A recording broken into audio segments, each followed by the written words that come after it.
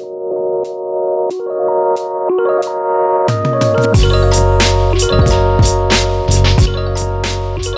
à tous et à toutes. Aujourd'hui, je vais vous parler de Vesta pour les Romains ou d'Hestia pour les Grecs, qui est la déesse gardienne du feu sacré, du foyer, de la maison. En astrologie, ce n'est pas une planète, mais c'est un astéroïde qui va être classé dans les astéroïdes du féminin, donc qui permettent, comme Cérès Déméter, dont nous avons parlé dans l'épisode 4, d'enrichir la vision du féminin au-delà en fait des archétypes plus classiques que vont être la Lune, qui, si je schématise vraiment grossièrement, va être plutôt la fonction maternelle, maternante, le monde émotionnel, et Vénus, qui va être la muse, l'amoureuse, l'amante. Les astéroïdes du féminin permettent vraiment de compléter, d'enrichir l'analyse de nos facettes féminines dans un thème natal.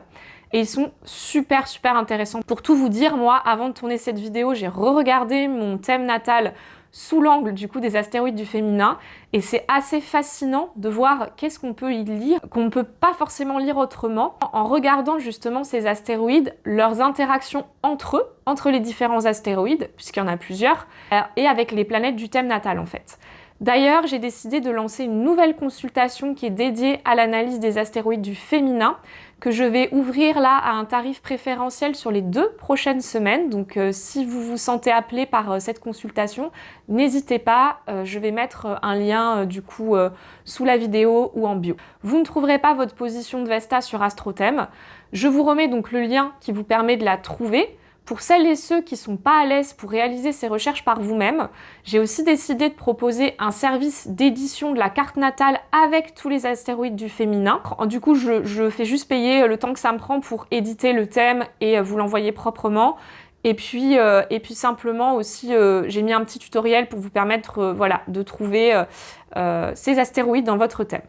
Pour en revenir au personnage mythologique de Vesta, c'est la première fille de Rhea et de Saturne Chronos, dont nous avons parlé dans l'épisode précédent il y a 15 jours. C'est la sœur de Zeus, aussi appelée Jupiter, de Poséidon, d'Hadès, Pluton, etc. Pour rappel, elle a passé beaucoup de temps dans le ventre de son père, puisque c'est la première fille, et Saturne, je vous rappelle qu'il avait avalé ses enfants les uns après les autres, et qu'il a fallu de nombreuses aventures et attendre que Jupiter naisse et grandisse pour que les enfants soient libérés. Ce qui est intéressant dans la symbolique déjà de cet archétype, tout le temps qu'Hestia a passé dans le ventre de son père, tout ce temps passé seul et en gestation, ça a des résonances avec la symbolique de cet astéroïde. En plus des placements en maison 12, Vesta peut signaler dans notre thème notre besoin de solitude, de retrait, de nous ressourcer dans notre temple intérieur. Elle va symboliser tous les moments où en fait on prend un temps de soi à soi aussi pour faire nos petits rituels chez nous, pour retrouver une forme de droiture, d'alignement. Son glyphe astrologique, je vous le mets à l'écran, c'est le symbole d'une flamme dans une coupe, un réceptacle, un vase. Alors après, selon les logiciels d'astrologie, il n'est pas toujours exactement pareil, dans le sens qu'il n'a pas exactement la même forme, mais en tout cas, il est représenté comme ça. C'est l'archétype de la gardienne du foyer et par extension dans la Grèce antique de la commune, de la cité, parce qu'à l'époque, il y avait des temples dédiés à cette déesse dans lesquels des prêtresses, qui étaient appelées les vestales, étaient chargées d'entretenir le feu sacré jour et nuit pour que jamais il ne s'éteigne. Mais c'était au service de la communauté, du coup, au service de la ville. 2 versions différentes coexistent concernant la vie de ces vestales. Dans une époque très lointaine, c'était plutôt des prostituées sacrées. Donc, c'est-à-dire que les guerriers venaient vivre à leur côté des rites sexuels, de dévotion au divin qui permettaient de se régénérer, de se purifier entre les combats, après la guerre, etc. et de retrouver de la force. Puis ensuite, à l'époque de la Rome impériale, elles sont devenues des vierges qui étaient sélectionnées dans des bonnes familles.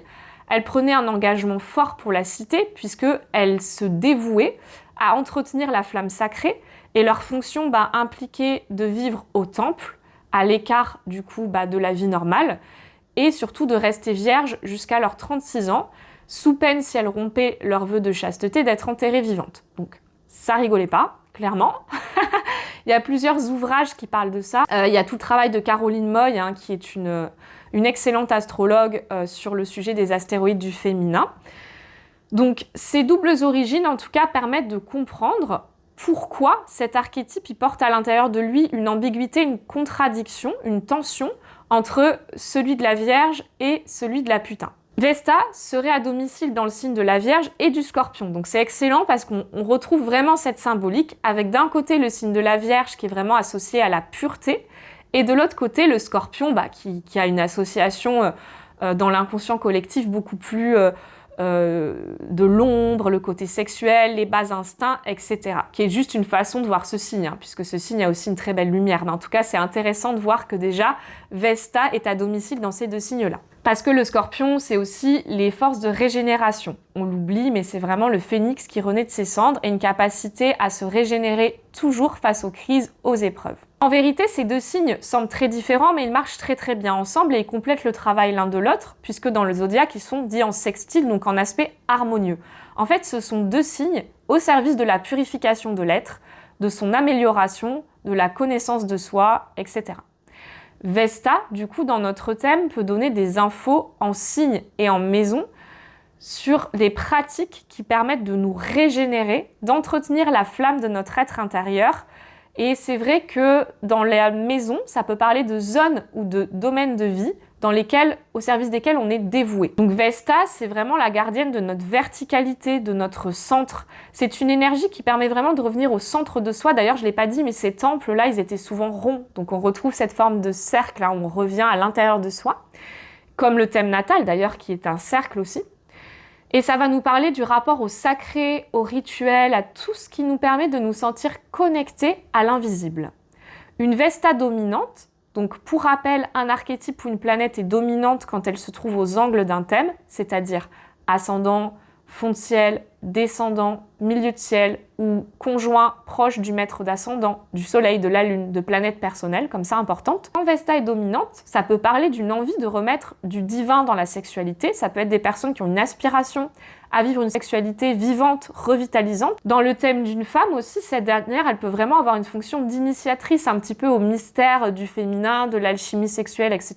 On peut trouver donc des personnes qui travaillent autour de la sexualité ou des rituels ou avec le féminin, et aussi des personnes qui ont des facultés médiumniques, en tout cas qui peuvent être capables de canaliser les messages du divin ou qui vont s'intéresser à tous les arts oraculaires, donc l'astrologie, les tirages de cartes, sans forcément être médium, mais qui vont en tout cas avoir une appétence pour ça, un intérêt, ou les pratiques de dévotion, je pense à ceux qui font des chants sacrés, des kirtans, où on se dédie vraiment à chanter pour le divin, pour des déesses. Ça me fait vraiment penser à l'archétype de Vesta. Aux pratiques de prière. Toutes les personnes finalement qui ont envie ou qui sont doués pour se connecter à l'invisible. Une Vesta dominante signale toujours qu'il y a une forte identification à cet archétype et du coup l'intérêt de l'intégrer pleinement à la personnalité et de le travailler pour qu'il rayonne pleinement. En astrologie relationnelle, c'est super intéressant. On avait parlé d'Eros, regardez les deux Eros pour la compatibilité sexuelle. Les deux Vestas peuvent donner aussi des choses très intéressantes quand elles sont en résonance.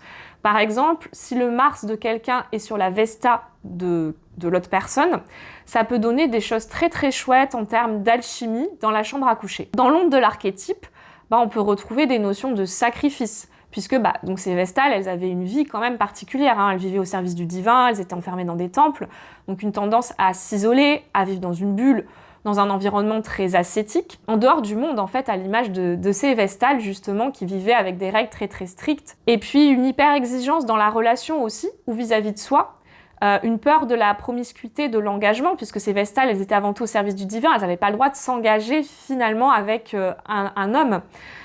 Donc un sentiment qu'on va trahir la déesse si on se met en relation.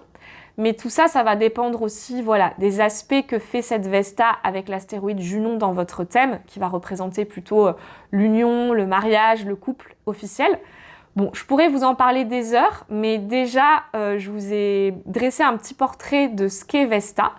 Et donc, si vous ressentez l'élan de faire ce travail sur votre thème natal, si vous vous sentez appelé à venir me voir dans cette séance dédiée aux astéroïdes du féminin, n'hésitez pas, je vous mets le lien en bio pour prendre rendez-vous.